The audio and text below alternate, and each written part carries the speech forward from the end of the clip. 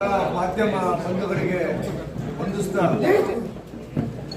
ಹಾಲಿ ಗ್ರಾಮಾಂತರ ಶಾಸಕರು ಸುರೇಶ್ ಗೌಡರು ನಿನ್ನೆ ಪತ್ರಿಕಾಗೋಷ್ಠಿಯಲ್ಲಿ ಮಾತಾಡ್ತಾ ಹಲವಾರು ಅಂಶಗಳನ್ನು ಪ್ರಸ್ತಾಪ ಮಾಡಿದರು.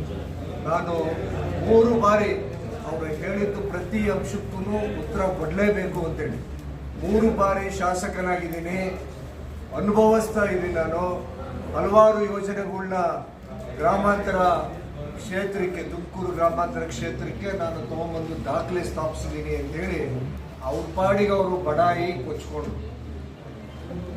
ನಾನು ಸುಶಿಕ್ಷಿತ ಪ್ರಾಮಾಣಿಕ ಕುಟುಂಬದ ಹಿನ್ನೆಲೆ ಬಂದಿರುವಂಥದ್ದು.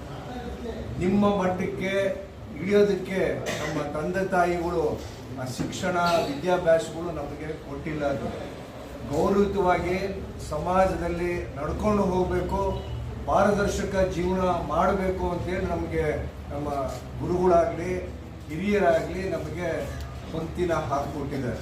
ಅದೇ ಪ್ರಕಾರ ನಡೀತೀವಿ.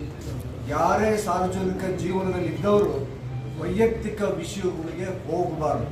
ಅವ್ರದ್ದು ದೇಹದ ವೈಕಲ್ಯ ಇರ್ಬೋದು, ಅಥವಾ ಕೂದಲಿರ್ಬೋದು, ಮತ್ತೊಂದಿರ್ಬೋದು, ಅಂಥದಕ್ಕೆ ಹೋದರೆ ಅವರು ಅದಕ್ಕೆ ನಾಲಾಯಕ್ ಅಂತ ಕರೀತಾರೆ. ರಾಜಕೀಯವಾಗಿ ನೀವು ಏನು ಬೇಕಾದರೂ ಕೇಳಿ, ಯಾವ ಹೋರಾಟ ಬೇಕಾದರೂ ಮಾಡಿರಿ, ತಂದೆ ತಾಯಿಗಳ ವಿಷಯಗಳ ಬಗ್ಗೆ, ದೇಹದ ವಿಷಯಗಳ ಬಗ್ಗೆ, ಕುಟುಂಬದ ವಿಷಯದ ಬಗ್ಗೆ ಮಾಡೋಂಥವ್ರು ಯಾರು?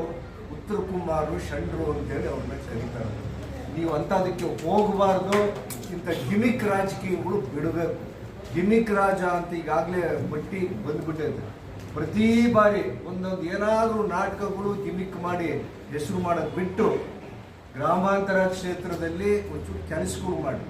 ಕೇಂದ್ರ ಸರ್ಕಾರದ್ದೇ ಬಂತು, ಹರ್ ಘರ್ ಗಂಗಾ ಅಂತ ಬಂತು, JJM ಸ್ಕೀಮ್.